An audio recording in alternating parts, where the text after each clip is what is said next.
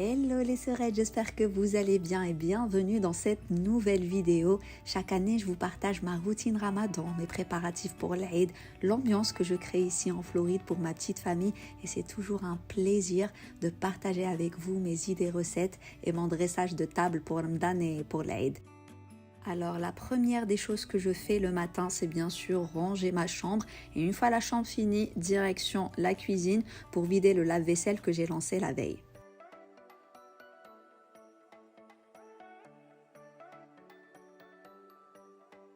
Là, je vais passer un coup de serpillière. Alors, j'étais déjà accro à mon ancien Diad, mais là, Roborock vient juste de sortir le Diad Pro, beaucoup plus performant, beaucoup plus léger et avec plein de nouvelles options comme le réservoir pour mettre le produit nettoyant. À chaque nettoyage, le Diad distribue automatiquement la quantité nécessaire. C'est un aspirateur laveur sans fil, il aspire les solides, les liquides et lave les sols en même temps et tout ça en un seul passage. Il est hyper maniable, se déplace très facilement entre les meubles. Vous pouvez laver, aspirer parfaitement tous les recoins grâce à la nouvelle tête de nettoyage plus souple, plus plate et aussi niveau batterie, il a une sacrée autonomie de quoi nettoyer toute la maison d'un coup. Et c'est le seul aspirateur laveur sans fil à double rouleau et c'est ça qui permet d'aspirer, de laver les saletés les plus tenaces. Il est vraiment facile à maintenir, le nettoyage des brosses est automatique et se fait en un seul clic. La station se charge de nettoyer les rouleaux, les sécher pour éviter les moisissures et les mauvaises odeurs. Donc de votre côté, il ne vous reste qu'à vider l'eau sale.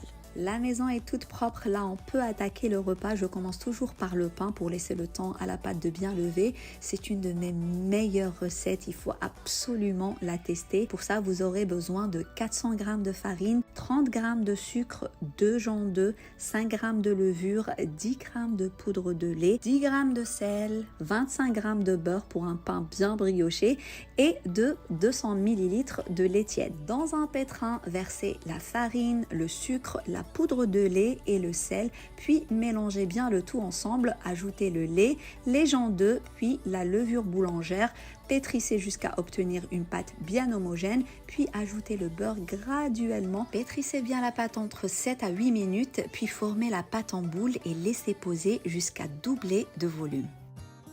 Une fois la pâte levée, dégazez-la et puis aplatissez le tout et découpez-la en 8 parts égales.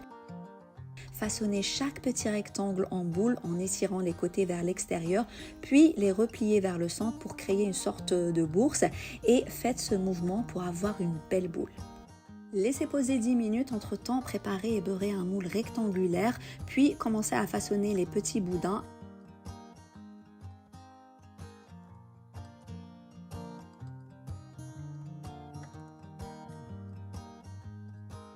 Assurez-vous de bien pincer les extrémités pour avoir de jolies baguettes. Placez les petites baguettes en laissant bien sûr de l'espace entre chacune.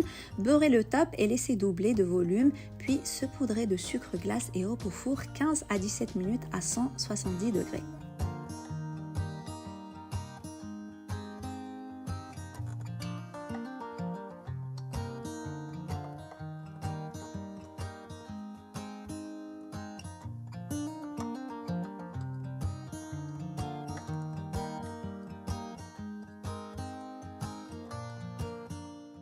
On passe maintenant à la préparation de brochettes de poulet et je vais vous partager mon secret pour avoir des brochettes tendres, juteuses et goûteuses. Tout est dans la marinade.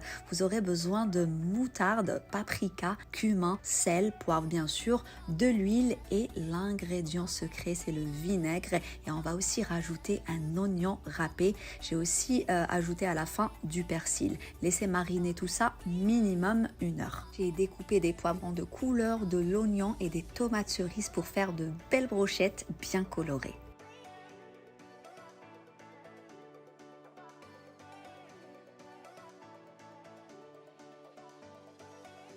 On passe maintenant aux verrines de crevettes, très facile mais super présentable pour impressionner vos invités. On a besoin de persil, paprika, cumin, sel et poivre, de la tomate fraîche et surtout d'une bonne quantité d'ail. Dans un faitout, versez un peu d'huile, du beurre et faites revenir de l'ail.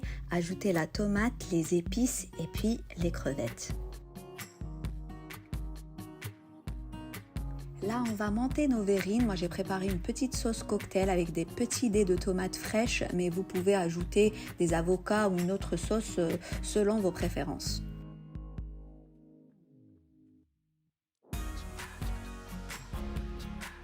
On passe maintenant à ma recette préférée de cake au citron.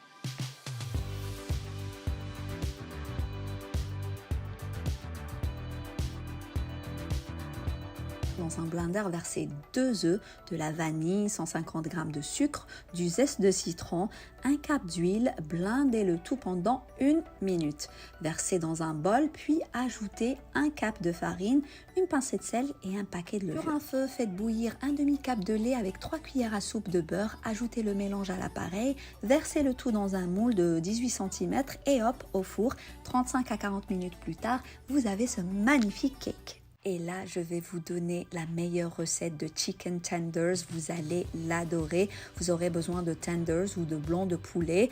Pour les épices, une cuillère à café de paprika, une cuillère à café d'ail en poudre, sel et poivre bien sûr, du yaourt grec, une cuillère de moutarde et une cuillère de harissa. Mélangez le tout et laissez mariner au moins 1 heure. On va plonger nos tenders dans la farine et le secret, c'est d'assaisonner la farine avec du paprika, de l'ail en poudre et du sel. Trempez le poulet dans la farine en le retournant plusieurs fois pour que la marinade s'imprègne bien de la farine et on va le faire cuire dans de l'huile bien chaude.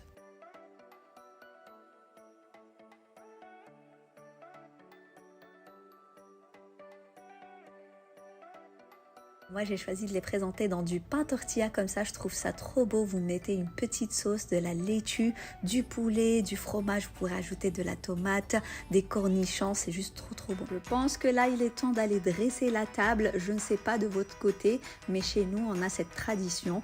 Genre chaque année, chaque Ramadan, on doit ajouter une petite nouveauté comme ça à notre vaisselle. Dites-moi si vous avez la même tradition chez vous.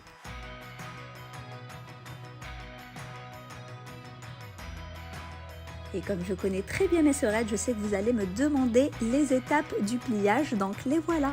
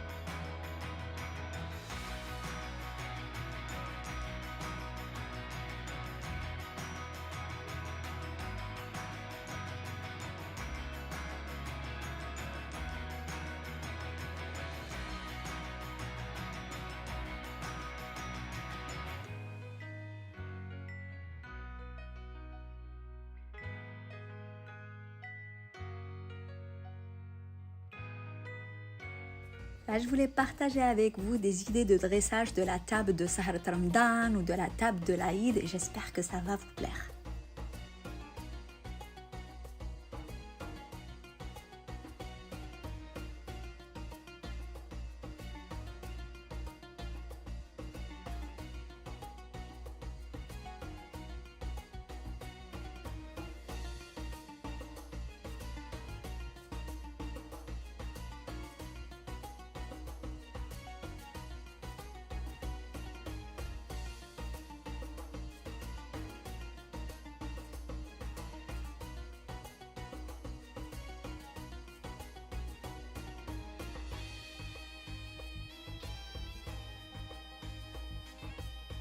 Et bien sûr, avant tout, Ramadan, c'est un mois béni et une occasion pour nous rapprocher encore plus de Dieu, pour purifier notre âme et notre cœur, faire le bien autour de nous et aider son prochain et surtout prier et être reconnaissant pour Ni'mat al-Hayat. Je vous fais de gros bisous mes sœurettes et je compte sur vous pour liker et partager cette vidéo, comme ça notre Zia Family va s'agrandir encore plus. Je vous retrouve au quotidien sur mes stories Instagram.